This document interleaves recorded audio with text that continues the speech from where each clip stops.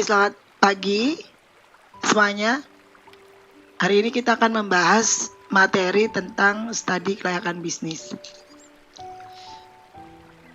Apa sih sebenarnya kita tujuan mempelajari studi kelayakan bisnis?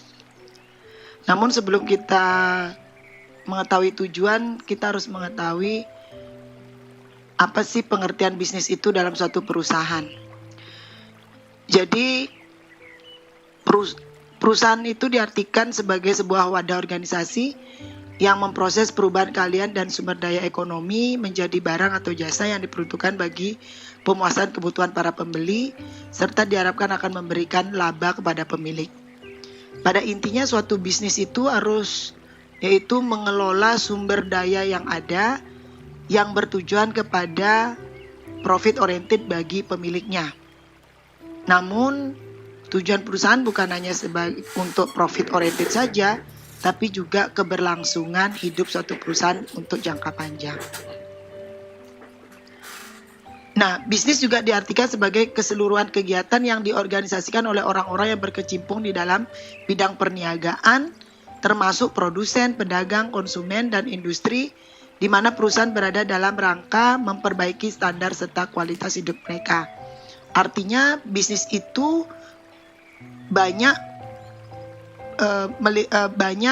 yang berkecimpung di dalam bisnis organisasi, yaitu ada bagian sebagai produsen, ada juga sebagai pedagang, ada juga sebagai konsumen, dan bahkan ada industri di dalam suatu perusahaan.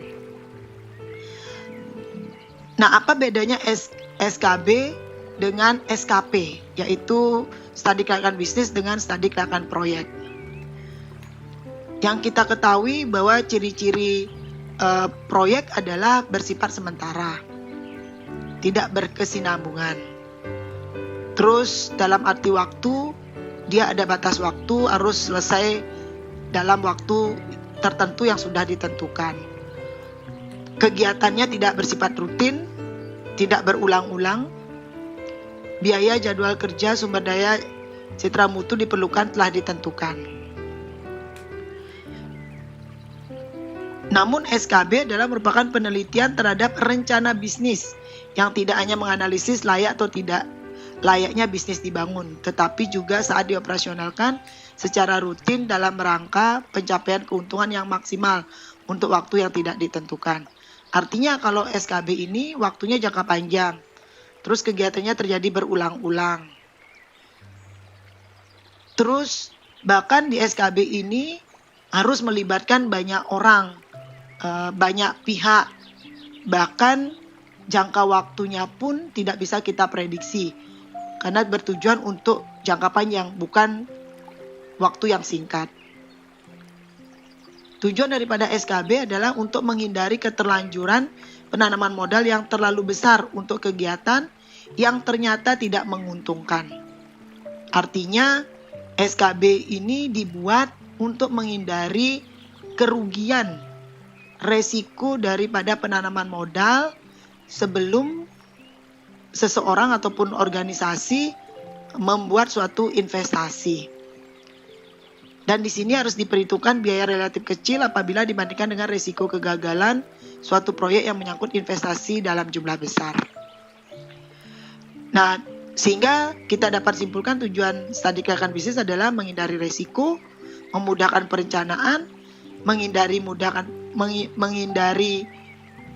pengawasan, memudahkan pengendalian.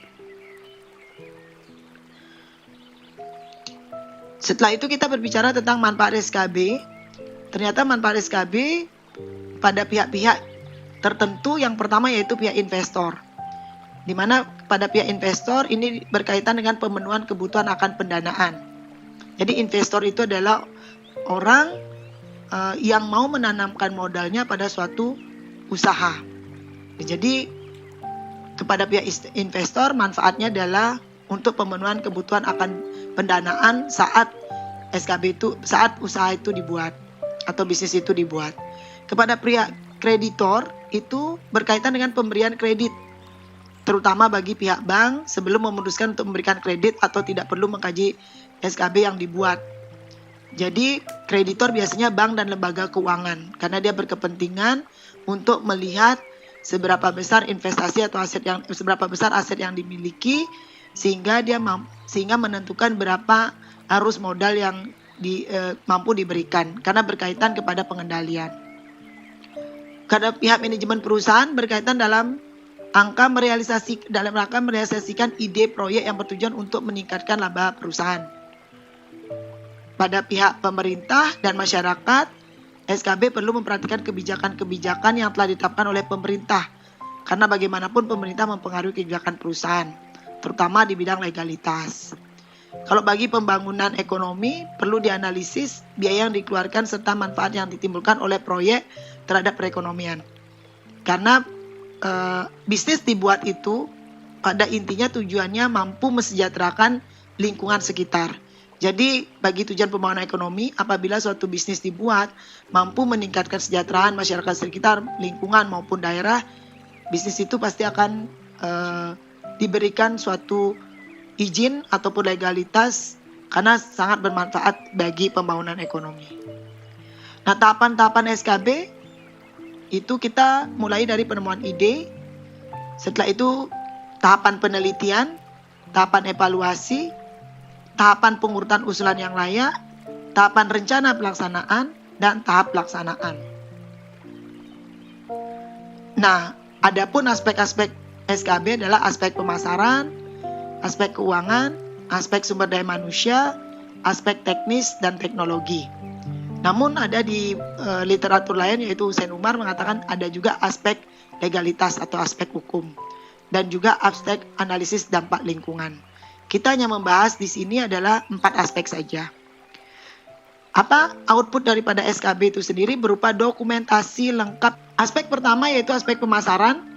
Kita akan membahas nanti tentang kelayakan dari suatu usaha ditinjau dari aspek pemasaran, meliputi program pemasaran, kebutuhan dan keinginan terhadap produk, serta analisis persaingan.